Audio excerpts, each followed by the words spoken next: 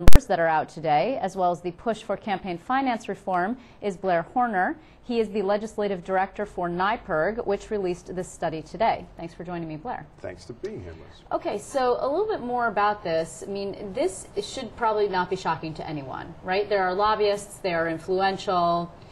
News, sort of like... Well, you know, it's interesting from our perspective. You know, we've looked at this anecdotally over the years, and I never saw that lobbyists were big donors. They typically, I mean, some firms like Wilson Elsa, which is the biggest firm in the state, they've had their own PAC, right. And some firms have had their own PACs, but never saw lobbyists being big donors. They typically bundle the money on behalf of their clients and deliver it to the legislators.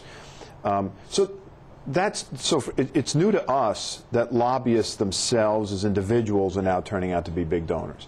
The second thing is we've never really been able to do this thorough study before because it's the first time we've been able to run the campaign finance database against the Commission on Public Integrity's database of lobbyists and put them together. So we've never been able to do as comprehensive a study before.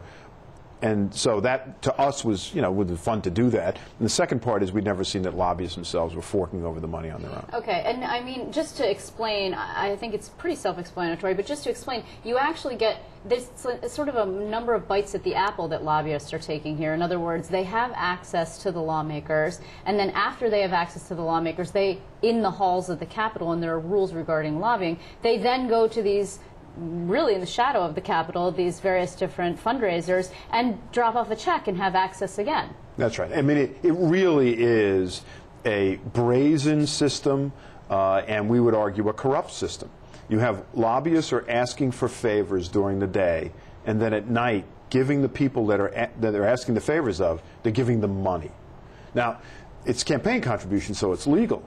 But in many states, it wouldn't be. But in New York, it is. And in a typical session, legislators are here roughly 65 some odd days. They're typically here 40 some odd nights.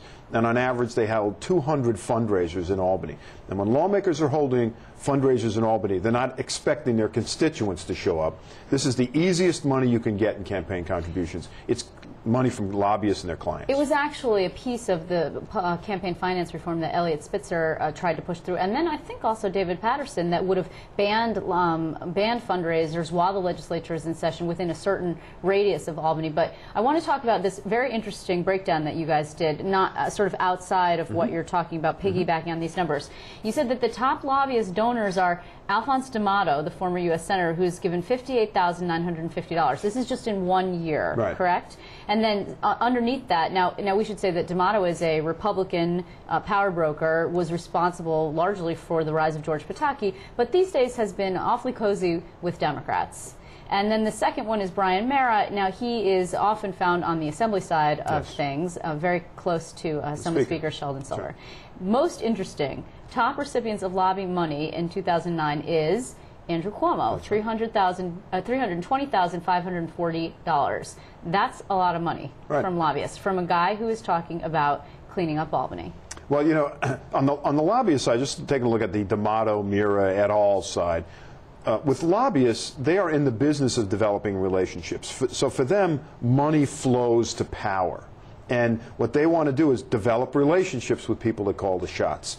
And in the case of any kind of lobbyist who's forking over the money or directing money from their clients, it's all about ultimately developing the relationship to get favors in return. Now, that's what they're trying to do with the Attorney General. The Attorney General was the #1 recipient in lobbyist dollars. The governor was #2. It's not surprising because both of them are subject to the highest campaign contribution limits of any individual state government. And so they're able to send a lot of money to them, lobbyists are. And also, one of them in 2009 was going to be running for governor.